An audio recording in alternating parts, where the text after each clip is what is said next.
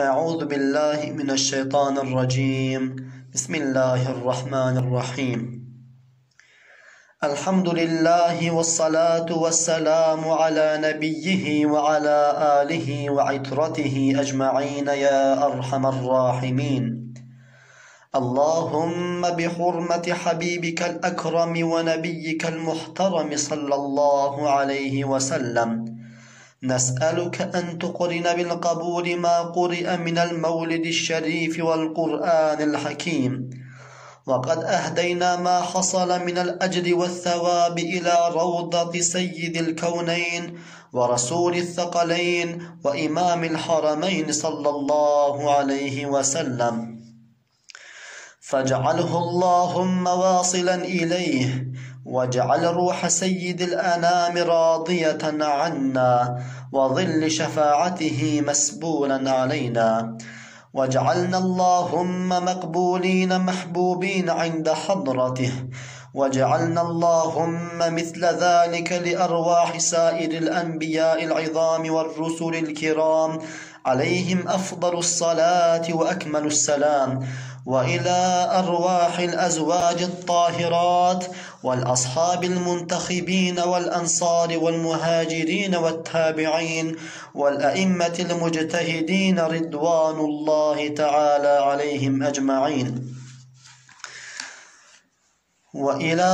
أرواح الأولياء العارفين والمريدين والمنسوبين قدس الله أرواحهم أجمعين، ولا سيما من كان سببا لهذا الاجتماع المبارك، شكر الله سعيه وغفر ذنبه وقبل عمله، وجعل لكل مشكل أصابنا فرجا ومخرجا وهونه علينا، واجعل اللهم مخاديم الموجب لهذه الهيئة من العلماء العاملين والصلحاء الصالحين والأغنياء الشاكرين، واغفر اللهم تفريطات من ارتحل إلى دار البقاء من أصولهم وفروعهم،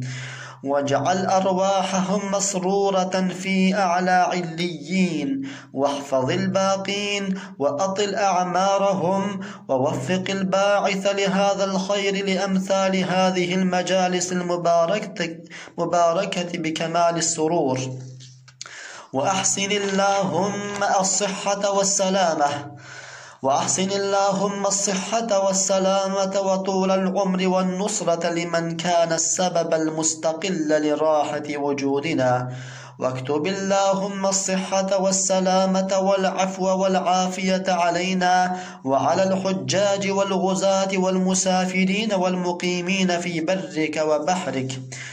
ووفقنا اللهم في قريب من الزمان إلى زيارة بيتك الحرام بمال حلال، وسهل اللهم سكرات الموت علينا، واختم بكلمة الشهادة أنفاسنا، وفي القبر من مكر الشيطان الرجيم لعنه